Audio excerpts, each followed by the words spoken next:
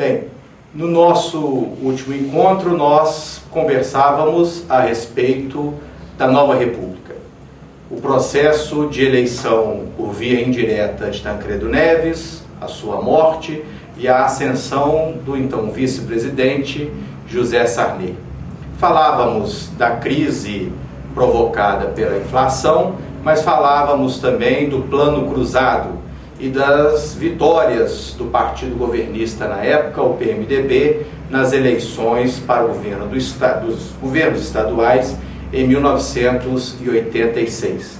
Também conversamos a respeito da Constituição de 1988 e das suas particularidades, incluindo as questões relacionadas à economia e à proteção da empresa nacional, também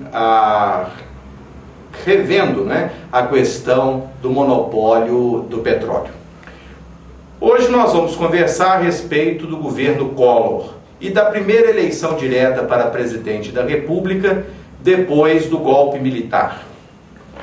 Nessas eleições de 1989, nós vamos destacar 3 candidatos com maior visibilidade naquela ocasião.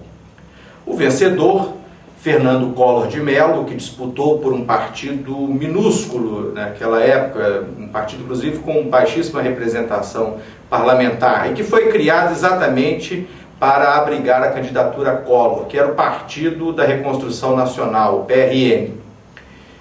Também, outro candidato que ficou em segundo lugar foi Luiz Inácio Lula da Silva, do Partido dos Trabalhadores.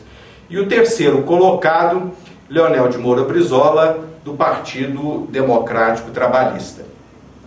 As eleições de 1989, elas foram pela primeira vez realizadas em 2 turnos.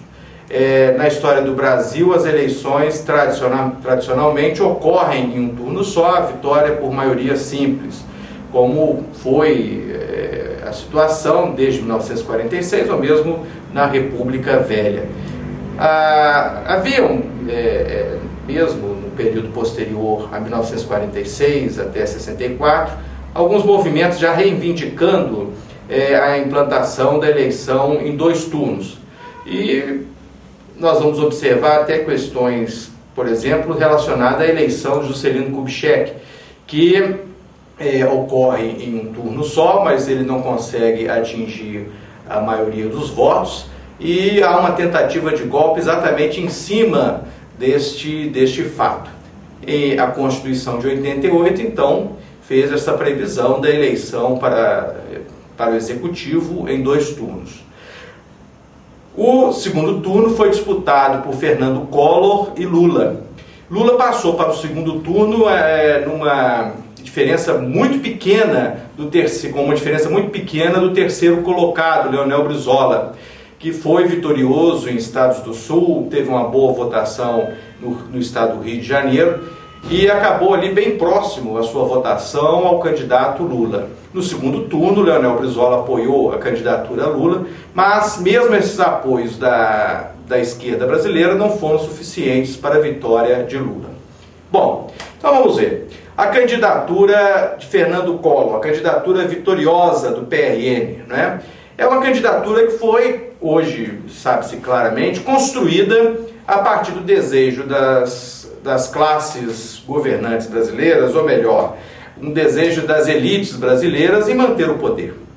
Collor foi apontado como a novidade na política, apesar de pertencer a uma família de oligarcas do estado de Alagoas. Era descendente de uma família tradicional do ponto de vista de participação na política alagoana. Encarnou inicialmente uma posição moralista enquanto governador de Alagoas, Fernando Collor. Que posição foi essa? Apresentava-se como aquele justiceiro, da política. Ele seria um governante austero, o governante sério, que pretendia acabar com o que se convencionou chamar de marajás. O que era marajás? O que seriam os marajás? Aqueles funcionários públicos de Alagoas que recebiam alto salário. Então foi feita uma intensa campanha em torno desta questão moral, moralista, não é? Ou seja, um homem que se preocupava com os gastos do Estado, com a corrupção, e que perseguiu altos funcionários. Na realidade, hoje sabemos, tudo não passou de um grande jogo de cena. Bom, outra característica importante da candidatura Collor foi a sua adesão, né, ao projeto neoliberal que naquela época começava a ganhar força no Brasil. Então é isso. Collor representando o novo na política brasileira, apesar de uma origem de família de oligarcas, de Alagoas, representando o novo na economia, porque ele encarnava a fala do neoliberalismo, o discurso neoliberal de afastamento do Estado da economia, afastamento do Estado, dessa ideia do Estado como agente econômico, e sim um Estado regulador, que é um assunto que nós vamos ver mais adiante. Bom, o governo Collor, que vai durar de 1990 a 1992, ele inicia o chamado processo de modernização neoliberal. Uma das suas primeiras atitudes no governo, ou mesmo antes, melhor dizendo, de tomar posse como presidente da República, em visita ao exterior, comparar, né, os automóveis brasileiros, por exemplo, com os automóveis fabricados na Europa. Ele dizia que eram verdadeiras carroças os automóveis brasileiros. Isso por quê? Já preparando o terreno para a abertura do mercado brasileiro à importação de automóveis, né? Venham da Europa, venham dos Estados Unidos, de onde for. Porque nós sabemos que o modelo de construção da indústria automobilística no Brasil, ele funcionou recebendo fábricas, né? O Estado criava a infraestrutura necessária, oferecia as isenções fiscais solicitadas, preparava a mão de obra a partir das escolas técnicas, né? E recebia estas indústrias automobilísticas aqui. Em troca, havia uma proteção do mercado nacional para estes carros, para esses automóveis e caminhões fabricados no Brasil, né? O governo Fernando Collor vai propor exatamente a abertura deste comércio de automóveis, né? A abertura do mercado econômico brasileiro. Isso tudo dentro do discurso neoliberal. Bom, como é que ele vai fazer isso? Se na época da ditadura, não é, a forma de desnacionalizar a nossa economia, como atraindo para o Brasil capital estrangeiro, vem a ele através dos empréstimos internacionais, vem através das indústrias que transferiam tecnologia, foi fortalecer o poder executivo para que este implementasse políticas econômicas que possibilitavam essas transformações. O governo Collor fez da mesma forma, né? Ele vai fortalecer o poder executivo. Bom, como é que ele vai fazer isso? Primeiro, ele propõe uma modificação na economia brasileira bastante ousada. Ele propõe controlar a inflação com um tiro só, com um soco só, enfim, da forma que ele utilizava os seus comentários. Ele propõe acabar com a inflação brasileira, que já estava em mais de 1000% no final do governo José Sarney, 1000%, mais de 1000% ao ano.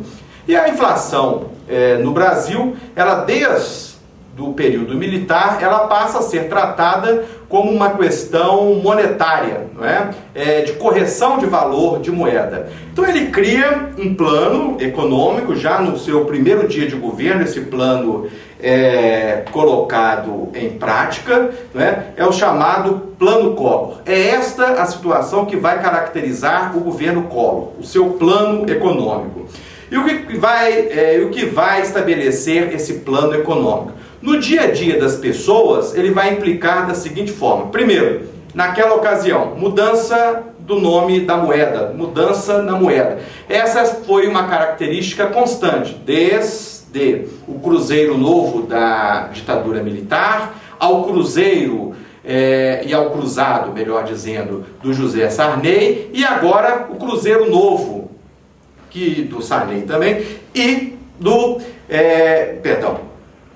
Cruzeiro Novo e retornando como Cruzeiro no plano Collor. Como é que vai funcionar? Vai funcionar da seguinte forma: as pessoas que possuíam uma quantia maior do que 50 mil cruzeiros na caderneta de poupança ou depositada em banco, teria essa quantia que ultrapassava 50 mil cruzeiros confiscada pelo Estado brasileiro.